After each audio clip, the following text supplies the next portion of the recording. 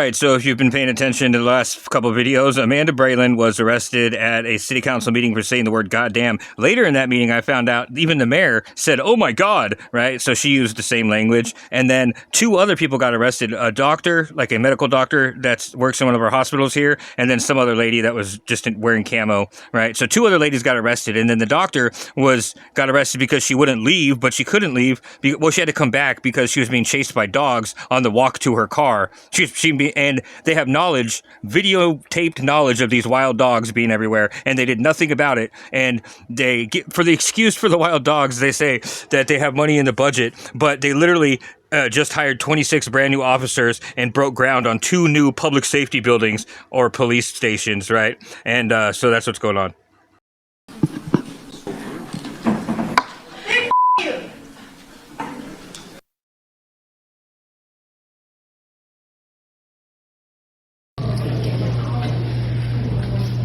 Are you making him tighter? You didn't give me a chance to leave. No, I didn't come in. You know what happened? I walked over here with my car. I left the car, and I got chased by 4 dogs. I walked down 2 miles plus, and I had to walk and ignore the dogs that were following me. Good morning, everyone. My name is Elisa Olson, and I am the Director of Communications for the City of Corpus Christi. Thank you so much for joining us today to celebrate this momentous occasion and the construction of the very first Southside Police Substation. The new substation will enhance community safety, and we're so happy that you are here with us today. At this time, please join me in welcoming our Mayor, Paulette Guajardo, to the podium to say a few words.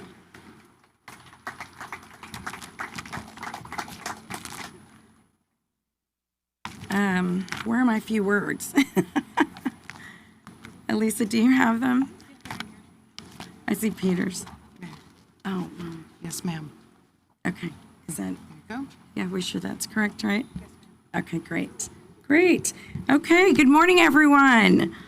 I'm Paulette Guajardo, Mayor of Corpus Christi, and I'm very honored to welcome you to this wonderful occasion yet again. So before we begin, we want to recognize our elected officials with us. We have our district representative, Gil Hernandez, with us. Gil?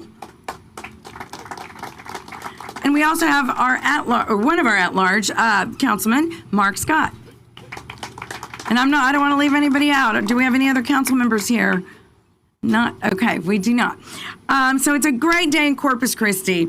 We're standing on the future site of a state-of-the-art police substation in our Southside community, surrounded by family-centered neighborhoods, thriving schools, and of course, growing development. This isn't just another groundbreaking. It is a bold step forward, a clear statement that public safety is not just a priority, it is the foundation of a strong, united, and resilient city. That's why since day one, in my role as mayor, I have stood alongside my colleagues on the city council, our city manager, and our dedicated city staff to keep our focus sharp and strengthening for our police department, investing in life-saving tools and bringing essential public safety services closer to the people we serve. So this new substation is a direct result of that shared vision. I want to thank Del Mar College, Dr. Escamilla, and the Board of Regents for being extraordinary partners in this effort. By leasing this land to the city, you have helped us take a fiscally responsible path while delivering strategically placed facilities. Together, we envisioned what it would look like to expand services into the fast-growing South Side. And today, that vision is taking shape. Earlier this year, we broke ground on a new substation serving the Northwest. And now, here we are again on the South Side, committing to the same standard of safety and service. This is the 3rd police substation in our growing network. And we know this was critical because every community in our city deserves strong, visible, and consistent public safety support. Over the last few years, we've made real progress. We've increased the number of sworn officers. We've graduated multiple cadet classes. We've opened a brand new police training academy just across the ways there. And this isn't all by coincidence at all. It is strategy. It's commitment in action. So we know that trust grows when law enforcement is embedded within a community. Oh my God, like a virus? God, that statement makes me want to throw up.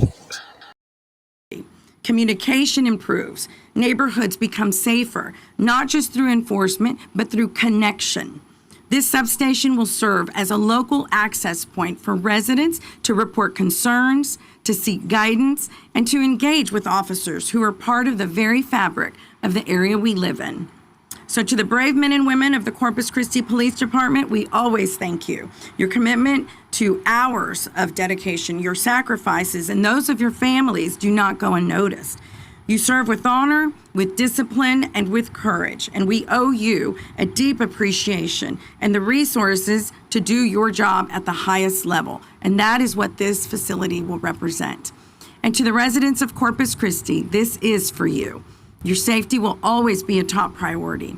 This substation is not just a building, it's a promise that we will continue to invest in your safety, in your peace of mind, and of course, the future of your neighborhood and this neighborhood. And finally, thank you to everyone here today for your support, for your partnership, and the belief in the city's progress. This groundbreaking is not just about public safety, it's about equity, it's about access, and building the kind of city that we all want to live in. I'm very proud to serve as your mayor, and I look forward to continuing to work together to build a safer, a stronger, and a more connected Corpus Christi. So now it's my great pleasure to introduce our city manager to make some remarks, Mr. Peter Zanoni. City Council hearing hours of public comment on desalination. In some cases, these conversations have been anything but calm, with tensions running high and even prompting a response from the Corpus Christi police. Oh my gosh, a response? What triggered this response? I mean, that had to be something, something wild for the police to respond to it. You know what I mean? It had to be real provoking for a response, right?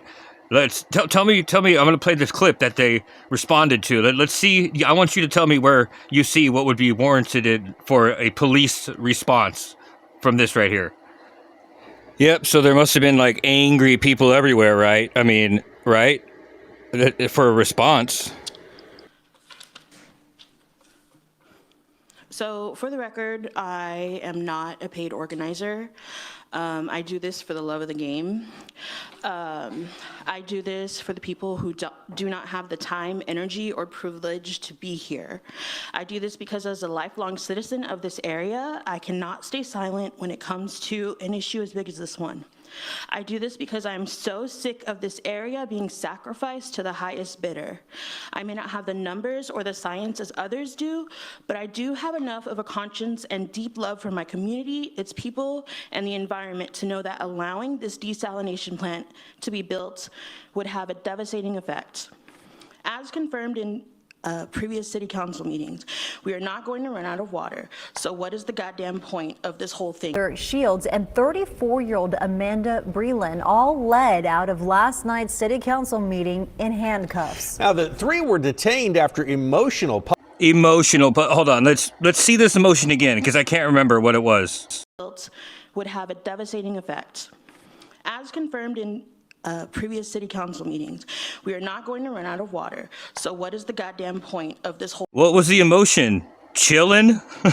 thing? they were detained after emotional public comment that lasted into the early morning hours. Tonight, we spoke with Dr. Arai. Look how dejected Peter looks. This is Peter, right? He's got the Botox on his chin and shit. And look how dejected he is. Who says that after being taken into custody last night, she wasn't released until just after 8 this morning.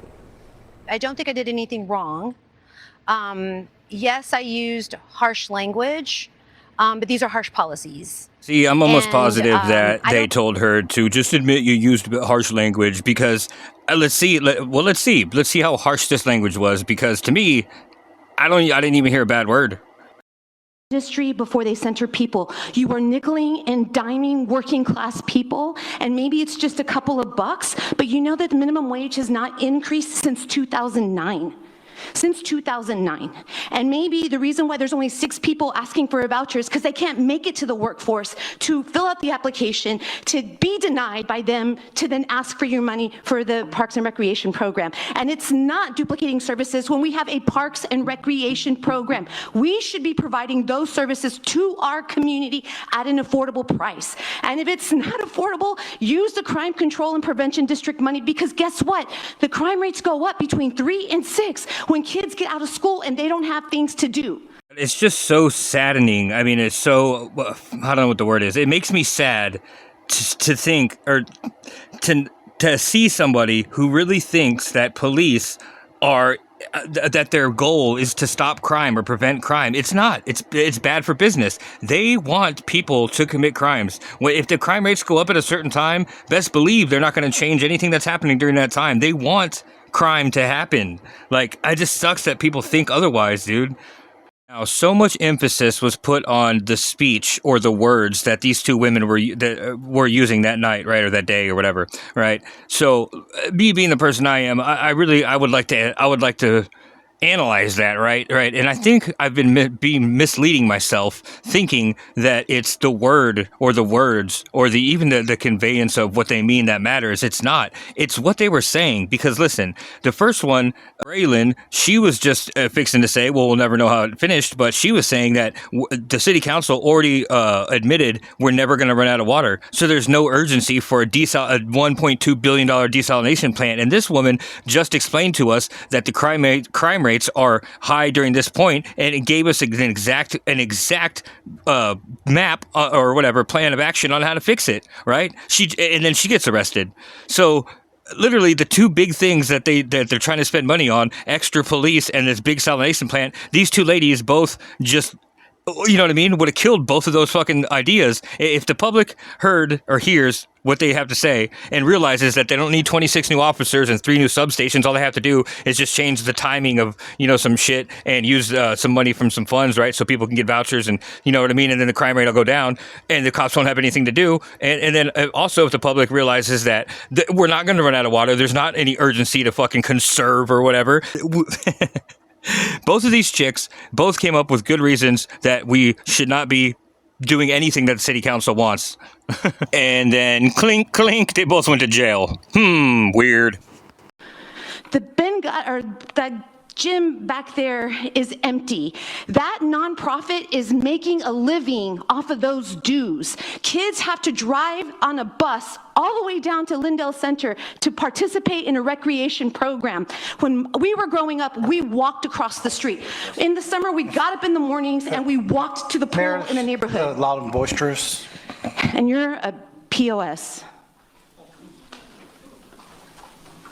This is it's a big you. Oh my God, I'm sorry. Oh my God, I'm sorry.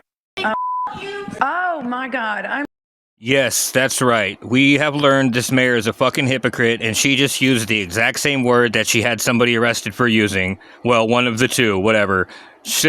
I mean, you have somebody arrested for saying goddamn, and then you say, oh my God, which literally are both literally the same type of word, right? They're both religious, and they're both intensifiers, right? Oh my God is like intensifying, like oh my, and then what's the goddamn point is intensifying.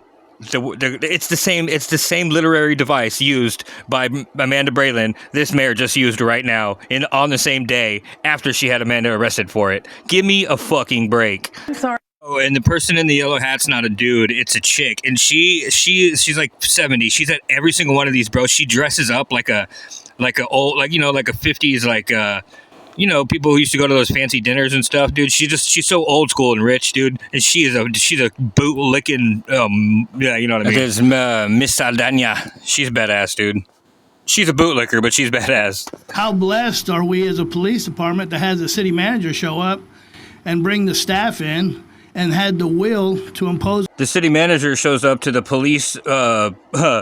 public safety building groundbreaking or police station, right? But he doesn't show up to the meeting where there's, they let it be known that there's wild dogs running around the city hall building, right? A wild pack of pit bulls that killed a cat. Himself to get these buildings built and to move our public safety forward. We are in a blessed time. I've been here for 36, next month we'll start 37 years, and never in my history have I seen a time like this. Transition is remarkable.